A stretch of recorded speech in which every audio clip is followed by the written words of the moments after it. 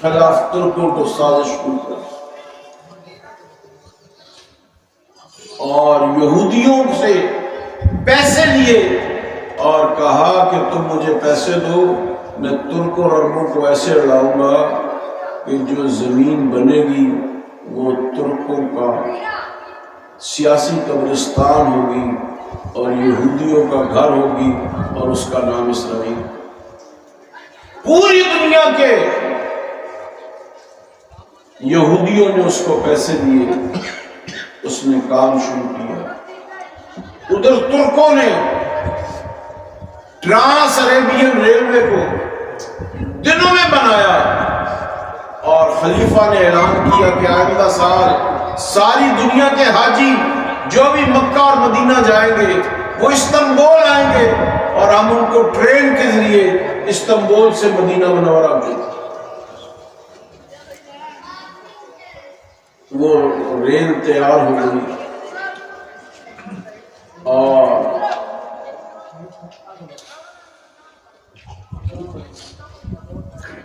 نیا حرم مدنی بھی تیار ہو۔ نیا حرم مدنی، عرب جو ہیں اتنے بہادر نہیں جتنے قادری اور عجمی لوگ حرم کا ادب کرتے ہیں۔ سلطان عبد الحمید ترکی نے کہا کہ قرآن نے واضح کہا ہے لا ترفعوا اصواتکم فوق صوت النبی، اے مسلمانوں محمد رسول اللہ صلی اللہ علیہ وآلہ وبارک وسلم کی آواز سے بلند آواز نہ کرو۔ اگر تمہاری آواز آقا نامدار محمد رسول اللہ سے اونچی ہوئی حبطت اعمالکم، تمہاری تہجدیں، تمہارے روزے، تمہاری نمازیں، تمہاری زکاتیں برباد ہو جائیں۔ اس لیے کہ اگر یہ گیا تو ویسے تو فرمایا تمہاری ہر چیز برباد ہو جائے گی، کیونکہ نبی کی آواز سے اونچی آواز، نبی کے سامنے بیٹھنا، ہم اپنے بزرگوں کے سامنے اسی لیے آہستہ آواز میں بات کرتے ہیں، ان کے سامنے پیٹھ نہیں کرتے، ان سے ادب سے پیش آئے کہ یہ ادب میں آقا نامدار محمد رسول اللہ کی ذات کے لیے کسی اور نے نہیں سکھایا، خود مالک کائنات نے سکھایا۔ یہ جو ہم اپنے بزرگوں کا ادب کرتے ہیں، یہ ادب اپنے پاس سے نہیں کرتے، یہ ادب ہمیں صحابہ سے اپنی 63 سالہ زندگی میں حضور صلی اللہ علیہ وآلہ وسلم کو کبھی ایسا موقع نہیں آیا کہ آپ نے لعاب دہن مبارک اپنی تھوک زمین پہ پھینکی تھی۔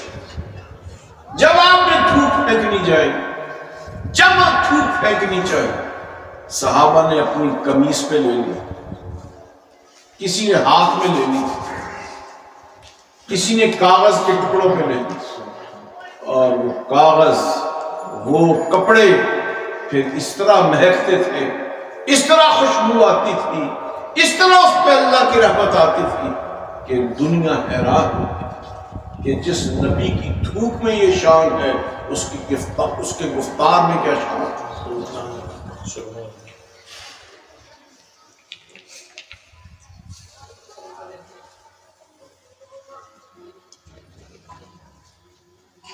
جب یہ تعلیم قرآن نے سکھائی تو حضور علیہ السلام نے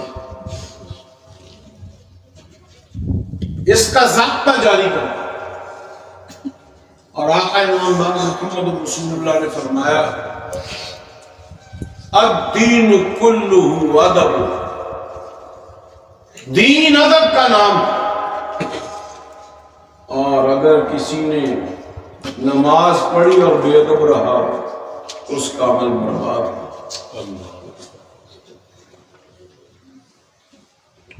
اگر استاد سے کوئی چیز سیکھی اور استاد کا ادب نہ کیا تو وہ پڑھا ہوا علم اس کے لیے عذاب بن جائے۔ اس لیے ہم جن واسطوں سے، جن راستوں سے، جن سینوں سے دین ہم تک پہنچے، ہر چیز کی قدر کریں، کیونکہ خدا نخواستہ اگر انسان بے ادب ہو کے مارا جائے تو اس کی 7 نسلیں برباد ہو۔ اللہ ہر چیز برداشت کر لیتے ہیں، اپنے دوستوں کا ادب، بے ادبی برداشت نہیں۔ حدیث شریف میں آتا ہے جس نے اپنے مرشد کی، جس نے اپنے استاد کی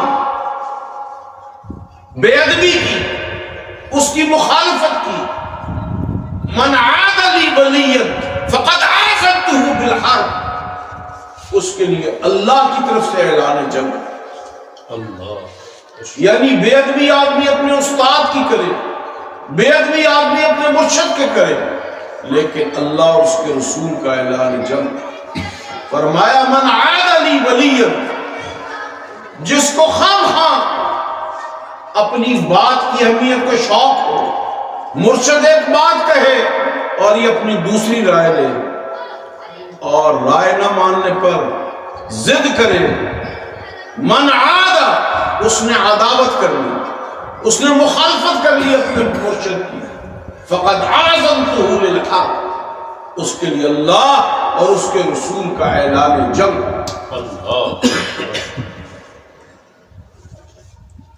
تو چنانچہ سلطان عبد الحمید والی ترکی کو جب اس کے وزیر اعظم نے کہا کہ سلطان ریلوے بھی تیار ہے اور حرم مدینہ کی بھی تکمیل ہو گئی، میں نے آپ کو عرض کیا کہ سلطان عبد الحمید اتنا بہادر تھا، اس نے اعلان کیا کہ مدینے کا حرم وہ معمار بنائیں گے، وہ معمار جن کو ہتھوڑی نہ چلانے آتی۔ آپ دیکھتے ہیں کہ جب معمار فرش لگاتے ہیں تو تیسا مارتے ہیں، اس کو ٹھکا کے بجا کے دیکھتے ہیں کہ فرش میں اینٹ لیول ہو گئی ہے یا نہیں۔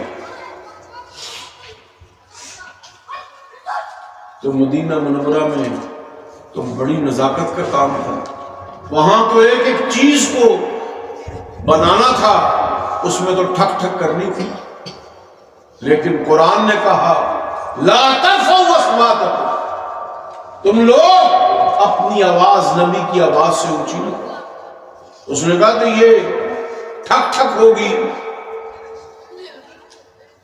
آپ نے دیکھا کہ رات کو کئی اینٹیں آتی ہیں، کوئی سیمنٹ آتا ہے تو ٹرک آتے ہیں، ٹھک ٹھک ہوتی ہے، مزدور سامان اتارتے ہیں، اس کا بھی شور ہے۔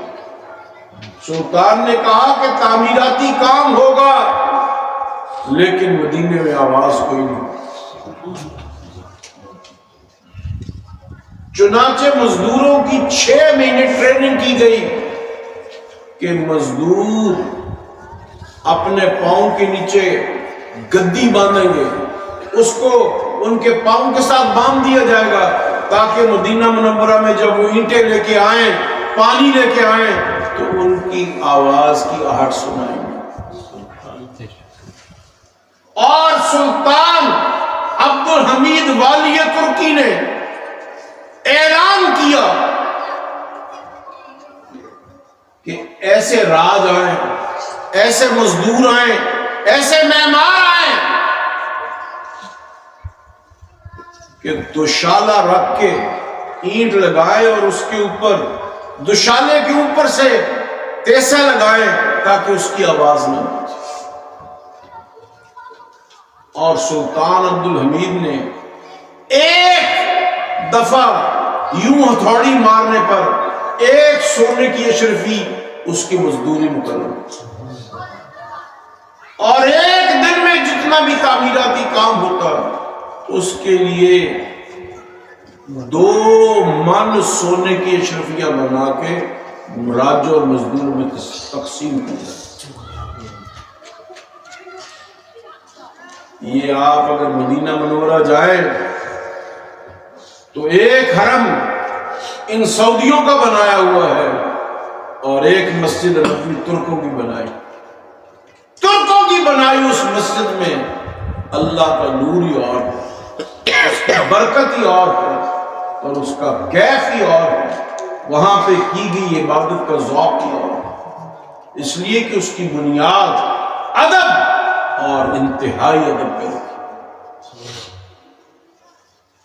سلطان عبدالحمید کو گورنر مدینہ منورہ غالب پاشا بغلول نے کہا کہ سلطان آئیے اور حرم شریف کا افتتاح کریں۔ اس نے کہا میں کل کی ٹرین سے آؤں گا، تم مدینہ منورہ کے ریلوے اسٹیشن پہ، ٹرانس عربین ریلوے اسٹیشن پر جو تمہارا سب سے بڑا مجرم، سب سے بڑا سلطنت اسلامیہ کا، خلافت اسلامیہ کا سب سے بڑا باغی، اس کو جو سزا دیتے ہیں، اس کو جیسے گرفتار کرتے ہیں،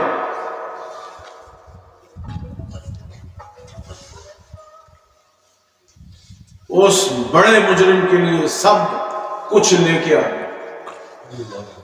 جب گاڑی آ کے استنبول سے مدینہ منورہ کے اسٹیشن پہ پہنچی تو گورنر غالب پاشا بغلول نے دیکھا کہ سلطان تو ہیں لیکن وہ بڑا مجرم کا ہے۔ سلطان نے کہا بھائی یہ بڑے مجرم کا جو لباس ہے وہ مجھے پہنا۔ اس نے کہا آپ تو وہ ہیں جن کے نام کا خطبہ مدینہ کے حرم میں پڑھا جاتا ہے اور ہر جمعے میں امام حرم آپ کی خلافت کا نام لیتا ہے۔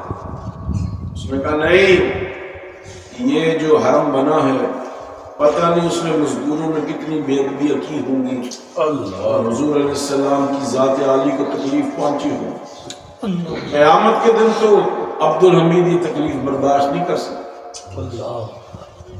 چنانچہ سلطان عبدالحمید کے پاؤں میں زنجیریں اور بیڑیاں ڈال دی گئی۔ تاریخ میں لکھا ہے کہ ایک ایک بیڑی ایک ایک من کی تھی، ایک من دائیں پاؤں میں بائیں، پھر دونوں بازو یوں اور اس کے اوپر سنگل اور گردن میں بڑی چین۔ کہا کہ اب مدینے کے کتوال کے گھوڑے کے پیچھے یہ زنجیر باندھ دو اور مجھے مدینے کی گلیوں میں گھسیٹو۔ اور وہ روتا جاتا اور کہتا یا رسول اللہ مجھے معاف فرما، یا رسول اللہ مجھے معاف فرما۔ 22 دن تک اس کو مدینہ منورہ کی گلیوں میں گھسیٹا گیا اس کے اپنے حکم سے۔ کہا کہ بے ادبی کی سزا دنیا میں تو بھگت لو، آخرت میں بھگت لو۔ غالب پاشا بغلول کو حضور علیہ السلام کی زیارت ہوئی، فرمایا کہ سلطان عبدالحمید سے کہو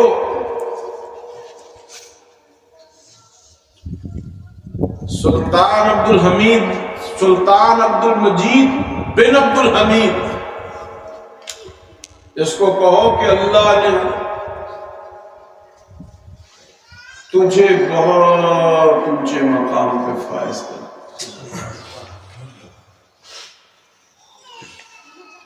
ادب سے تم نے بہت کچھ کما دیا، اب میرے حرم کے ایک دروازے کا نام تیرے نام کر، میرے حرم کے ایک دروازے کا نام۔ وہ دن جائے اور آج کا دن آئے، مدینہ شریف کے ایک حرم کے دروازے کا نام باب مجیدی، باب وہ اسی سلطان عبدالحمید بن سلطان عبد المجید بن عبد الحمید کے نام. تو میں نے محترم دوستوں، پادری فنڈر کو جو علماء دیوبند نے شکست دی، اربوں نے اس کو آسمان پہ چڑھا،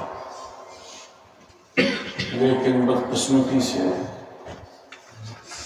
انگریزوں کی سازش کامیاب ہوئی اور 1923 میں خلافت اسلامی ختم. جیسے ختم ہوئی، دارالعلوم دیوبند کے سب سے بڑے عالم شیخ الہند مولانا محمود حسن دیوبندی رحمۃ اللہ علیہ نے تحریک خلافت کا اعلان کر دیا. یہ خلافت کی بحالی، مولانا شیخ الہند نے اس کی قیادت دلی میں کی اور ہندوستان میں اس کی قیادت ہمارے پیر و مرشد حضرت مولانا تاج محمود امروٹی رحمۃ اللہ علیہ. وہ دن جائے اور آج کا دن آئے. انگریزوں نے کانگریس بنا لی، مسلم لیگ بنا لی، ہم اور انگریز اس دن سے حالت جنگ. ہمارے وطن پر انگریزیت کی چھاپ. ہمارے بزرگ کہتے تھے ہم انگریزی تعلیم جو ترقی کا ذریعہ ہے اس کے مخالف نہیں، انگریزیت کے مخالف، انگریز کی ذات کے مخالف. تو میرے محترم دوست، آج کی یہ جو مسجد ہے مولانا عبید اللہ انور، اس مسجد کی تخلیق کا مقصد یہ ہے کہ وہ جنگ جاری ہے اور ہم نے اپنے دشمن کو معاف نہیں کیا. ہم اس تعظیم کو، اس تمدن کو انسانیت کے خلاف سمجھتے. آج یہ مورچہ فلسطین میں بھی ہے، کشمیر میں بھی ہے اور بدقسمتی سے خود اسلام آباد میں. میرے محترم دوست، یہ جامع مسجد مولانا عبید اللہ انور کوئی چھوٹی چیز نہیں، تاریخ کے تسلسل کا ایک باب ہے جس کے اندر سے آزادی، نام خدا کی مہک اور دنیا میں اس کی خوشبو ادب سے پھیلانے والوں کے نام سے مزید. جو لوگ ادب سے اس دعوت کو پھیلاتے ہیں اس کو جماعت قادریہ کہتے ہیں.